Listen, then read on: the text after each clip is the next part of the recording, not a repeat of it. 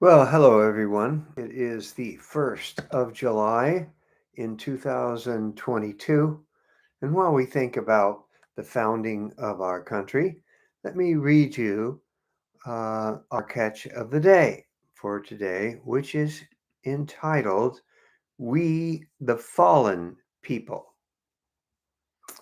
In his book, We the Fallen People, the Founders and the Future of American Democracy, Robert Tracy McKenzie, PhD, and professor of history at Wheaton College, brings out the most important Christian thing about the founding fathers of America.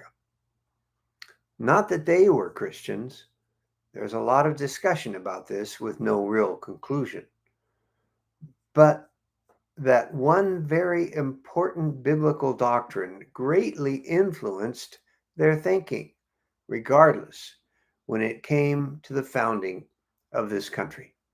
And that would be the doctrine of original sin.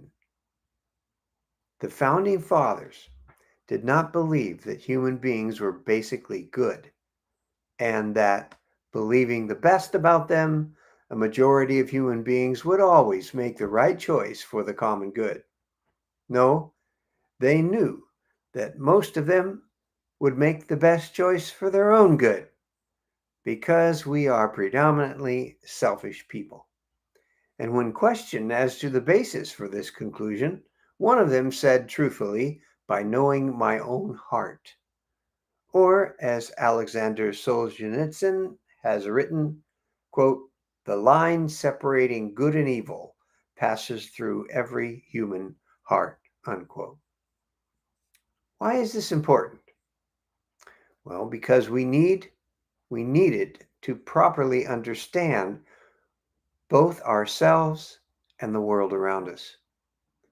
When you see your own selfishness, prejudice, and unjust behaviors, you begin to appreciate why the founding fathers set up a government that shared power between branches of government, between parties, with limited terms of office, and the provision to police each other in government.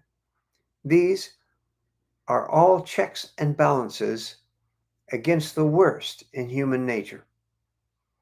And where we are headed right now, with only one party 100% right in everybody's thinking, mine, of course, not yours, and all branches of government pushing the limits of power on every front, everyone else be damned, is a place the fathers would abhor. As Christians, we must start with ourselves. We are sinful, fallen people. We need not judge anyone else to understand this. Just look at our own hearts. And having done that, then we need to reach across the table, across the aisle, across the news channels, across the bridge, over the wall, and realize fighting, belittling, tweeting anger and sarcasm about others on the other side will not get us anywhere because we are all, any of us, not wholly reliable to do the right thing. We may not be wholly evil, but we are none of us reliably good either. You and I, as Christians, have a basis from which to do this because we have been saved from our sins, not by ourselves or because of ourselves, but by the grace of God. And we can turn that grace outward to everyone, everywhere. This kind of living will be countercultural. It will stand out. It will be revolutionary.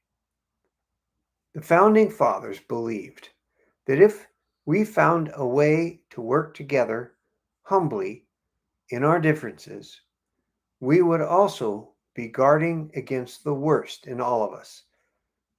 That is the kind of thinking that made America great in the first place.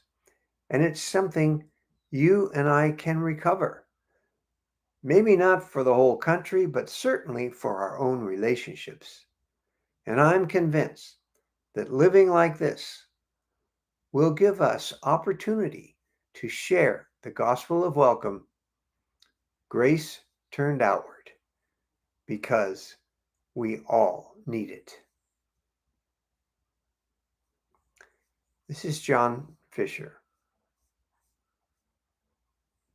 coming to you on behalf of the Catch of the Day and Grace Turned Outward.